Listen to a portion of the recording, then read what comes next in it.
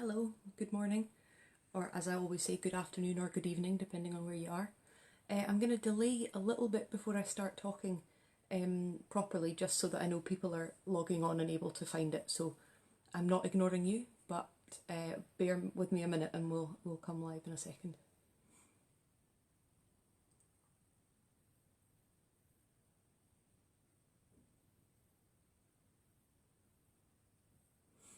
So hello, welcome to the third session of Learn with Lorna. The previous sessions, if you haven't looked at them already, the first one was looking at diaries. Again, I would reiterate our call that we put out on that for people to write diaries and keep them so that we can have a record of what's happening at the moment. The second session was on the importance of letters, and in that one we encouraged people, if you've got spare time, which so many people do at the moment, to just write a letter to somebody in your local community, a family member, somebody who might just need a bit of company or a bit of support at the moment. If you want to go back and look at those sessions, they're live still on our Facebook page, so you just need to scroll further down and you'll come across them there. So for those of you who are watching for the first time, my name is Lorna Steele and I am the Community Engagement Officer at the Highland Archive Service. Today, obviously, I'm not able to get into the Archive Centre, so I would love to be welcoming you there, but instead I'm welcoming you into my spare bedroom. So it's very nice to have you here. As I said, I'm the Community Engagement Officer at the Archive Centre, so my job involves anything really that connects people to the records that we look after. So giving talks, welcoming schools, all sorts of different things. And today's session we're going to be talking about local history, so how to find out about your local history. A reminder for those of you who maybe don't know or who haven't watched all of these of what archives are. So archives are original material, original documents, so things like letters, diaries, photographs, minute books of businesses, all sorts of different things like that, original records. So basically what we do in an archive centre is all about local history. Everything we do involves telling the stories of local areas, of local businesses, of local lives, of local events. That's what my whole job and all the team that I work with, that's what we spend our time doing. So what I want you to think about today is what makes up our local area and then how do we find out more about it. So loads of things shape a local area, I would say, and please do comment if you've got any thoughts on this or what else you think I've not touched on as much, but I've picked a few things and I've got so many things to talk about that you'll have to forgive me. For the first time ever I have jotted some things down. Hi Jackie, yep, I'm seeing your comment there, so yeah, keen to know about how to find out about the Highlands. Excellent, I'll help you with that hopefully. So yeah, a few things that I think make up a local area. One is the physical natural landscape. We are surrounded, particularly in the Highlands, by mountains, by lochs, by very distinct geography. Those things quite often shape what work people can do, what the what daily life is like in an area, and quite often they also can shape influence personalities.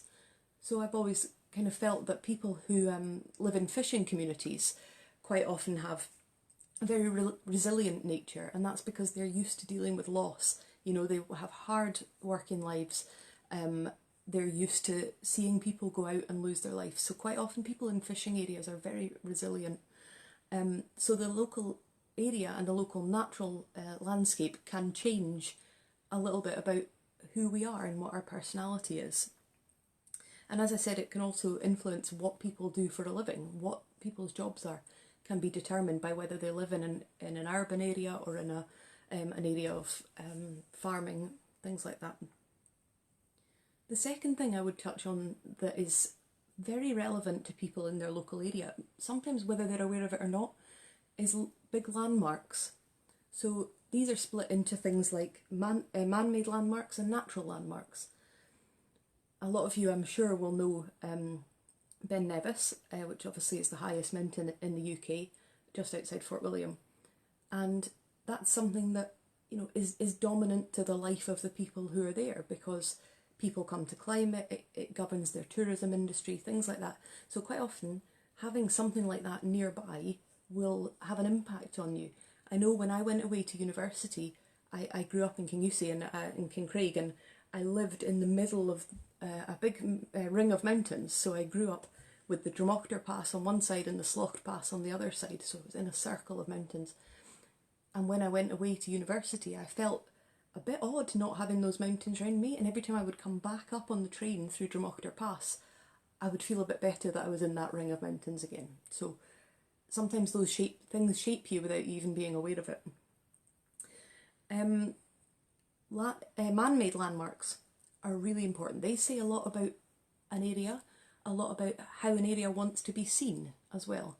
So things, for instance, like castles will tell the story of what the story of a place has been. Who has been who have been the dominant people, who have been the families that have controlled the history of the area. Have there been battles and things like that there? So castles, buildings. I'm sure some of you will know, if you're watching in Sutherland particularly, the monument to the Duke of Sutherland in Golspie. That's a monument that tells a lot about the history of that area. It talks about the clearances, it talks about the power struggles in that area. And it's a very contentious monument. You know, it's one that people have been a bit upset about or felt strongly about one way or the other. So it also tells, monuments tell us about how we want to be seen by others. Sometimes the monument or the statue itself is made out of something that represents an area. So for instance, the Highland Archive Centre in Inverness, where I work, a lot of the building materials used are Highland materials. So things like there's Murray sandstone, there's Caithness flagstone, and that's because it matters to us to use those local companies, but also we represent the Highlands, so we want to be seen to be using those local companies as well. So that's something else to think about. Industry, that's a big thing. So what do people do in a local area? As I said at the beginning, that the natural landscape kind of governs that to some extent, but what jobs do people do? Thank you, Lynn. I'm seeing that you're from Newtonmore, you agree about the mountains. Thank you. I knew someone would understand. Yeah, it's the local area to some extent governs what industries are, but those things are really important. So in Sutherland, they used to have a colliery in Brora, and they used to mine coal because they had a certain type of coal that was really unusual. And those things, they create jobs, and the jobs create the area. So in one way, the landscape creates the industry, and in the other way, the industry forms the landscape, because obviously mining has an impact on that landscape. So yeah, things like that. A lot of fishing communities in the Highlands, particularly if you look up around the Caithness coast, lots of harbours, lots of industries there around herring and so on. So those things. Whisky, obviously, prevalent in the Highlands. If you've got lots of water and lots of natural streams and resources, then those things make it easier for you to have the whisky industries, things like that. So that's another thing. I am going to go in a second to tell you how you can find out more about all of these things, by the way. But the last thing I wanted to touch on about types of things that I think are particularly important in finding out about your local history are sometimes there are stories that are a wee bit hidden or you don't learn about. So quite often, obviously in the Highlands, a lot of people associate us with the Battle of Culloden, a lot of people associate us with the clearances, things like that. But people probably don't know as much that quite a lot of our local history in the Highlands was built on the slave trade. A few years ago, I wrote this booklet along with my colleagues, which is about the history of the Highland connection to the slave trade. And it talks about all the families, not all of them, but a large number of the families who went to work in the West Indies, who had slave plantations, who treated people sometimes really badly, sometimes not so badly, but nevertheless they still treated them as you know, possessions rather than people. And how they sent that money home, and how things like the Royal Northern Infirmary, Inverness Royal Academy, Tain Royal Academy, these buildings that we know and know about, and the institutions that we know about a lot, were made on money that was made in the Caribbean. And I think sometimes people don't know about that. So that's maybe a little hidden story about the Highlands. Another one, which maybe if any of you are watching in Sutherland will know about, is the Sutherland Gold Rush. So in the 1800s, there were lots and lots of people who moved up to Sutherland into in and around the area of Kildonan to dig for gold, or to look for gold in the rivers, because there was a lot of gold found, and so people started to think, well, maybe this is where I can get money, maybe this is where I can make my fortune. People don't really associate us with that, you know, people associate that with Australia or South Africa or other big countries where, you know, America, where that happened, but it happened in the Highlands too, and sometimes people don't know about that. Okay, so there's all different things that I think can tell a part of local history. So the next part I want to speak to you about is, how do we find out more about all of these sorts of things? As you can imagine from looking around me in my spare bedroom, I have a lot of books. So sometimes we use books to find out more about the history of an area. So this is just a couple of the things I have. And as I've said, I grew up in Kingraig and Kinussie, so mostly these are to do with that area. But books can tell us a lot about a local area. They can tell us, they're usually written by people who've done a lot of research. These 3 books I want to show you were written using books, using archives in our collections at work. So these are one about hospitals here, one about schools, written by one of my colleagues, and this one about Loch Ness. And Loch Ness is another one that actually, whether we like it or not, you know, we know a lot about Loch Ness living here. A lot of what happens here is formed by people coming to see Loch Ness. We've got pictures of Nessie and things like that. So yeah, books is a place that we find out information. The best of them, obviously in our opinion at an archive centre, are based on original resources. And I'm going to come back and talk a little bit more about that in a second. Maps are great things for finding out about your local area. The ones I've got here, obviously, as I've said every week, I don't have any of our original material from the archive centre in my house. Don't want to do that. But what I'm doing is looking at things that I have in my house that might help point you towards some of the things we hold. So maps, we use them in everyday life to find out, you know, where things are, where we're going. But maps from the past will tell us all about what an area used to look like. You can see if properties have been demolished or added. You can see over time how an area has changed, how it's got bigger. They're also great for finding out about place names and about street names and things like that. Really, really good. An example of that, as I was talking about up in Kildonan, where we had the gold rush. There's an example of a place name on the map there that's called Ballinor, which means the gold town, and that's written on a map. So that tells a bit of a story about the past in that area.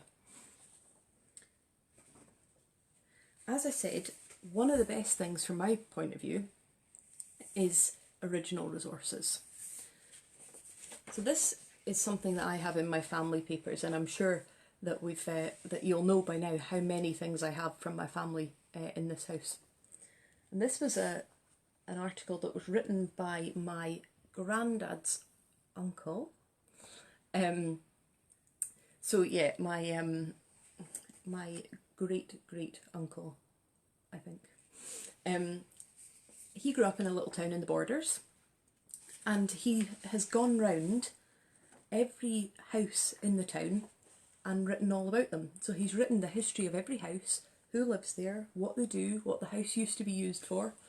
And that was written, well, he was born in 1885, so that was written a long time ago. So things like that are really great for finding out about your local area. There's also a lot of really good websites.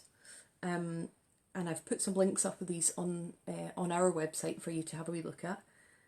The National Library of Scotland is a really good one that has maps digitised, so you can zoom in, look at maps of Scotland, look at your place where you live now and have it side by side with a current map and an old map. That's a really good one.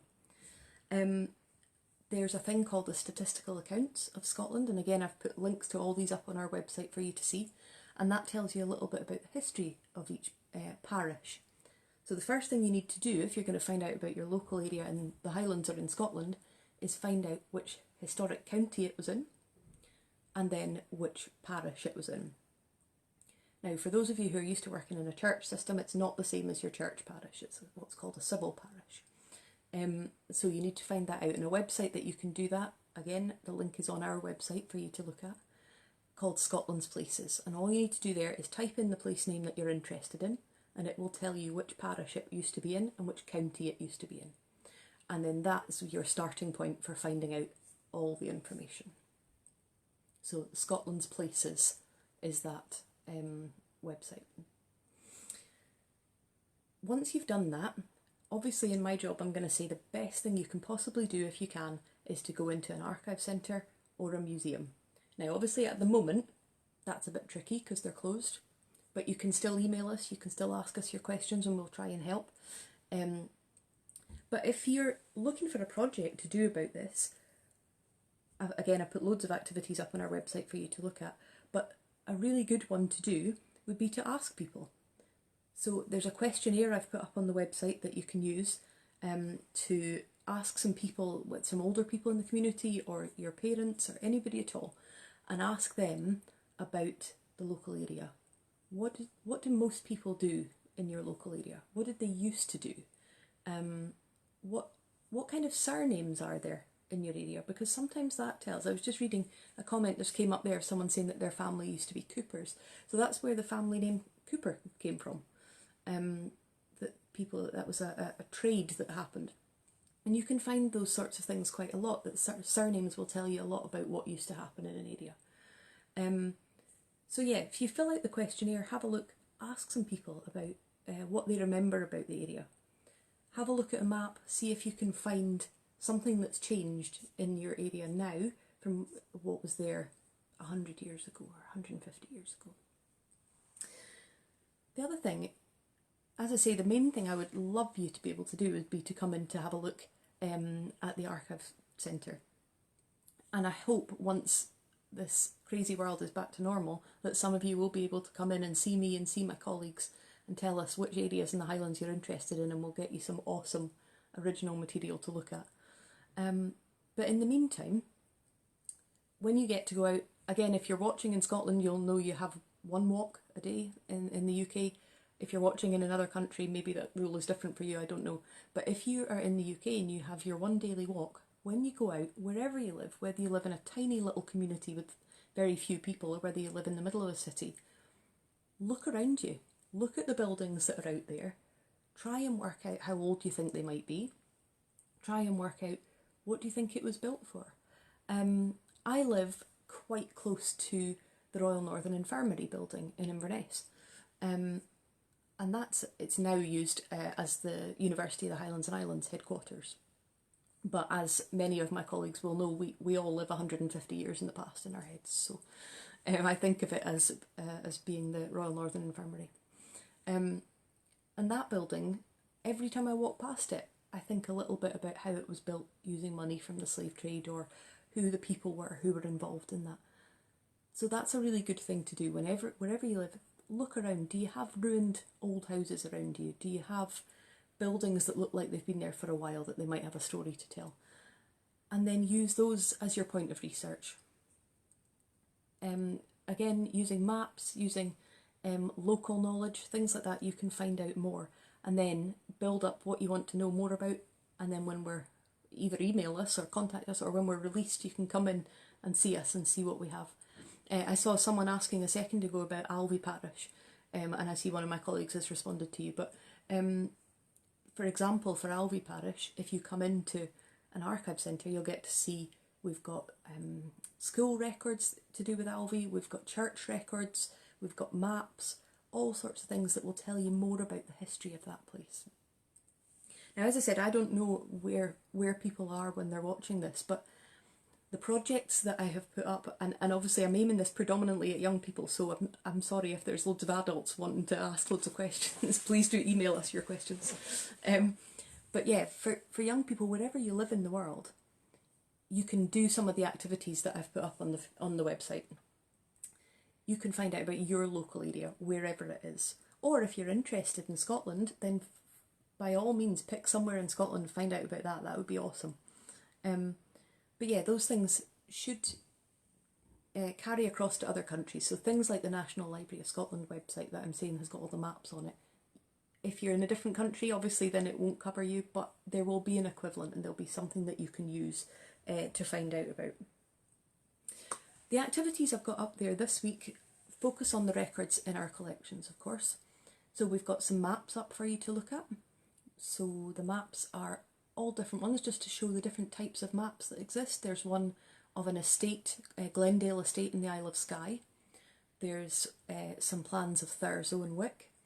There's a nice in detail map of the town centre of Inverness.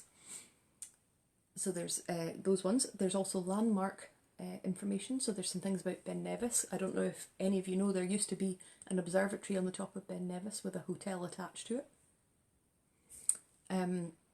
So there's some extracts from that book up on our website for you to have a look at.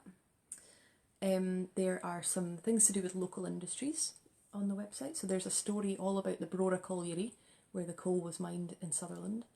There's some information about the Sutherland Gold Rush, because we hold in our collections.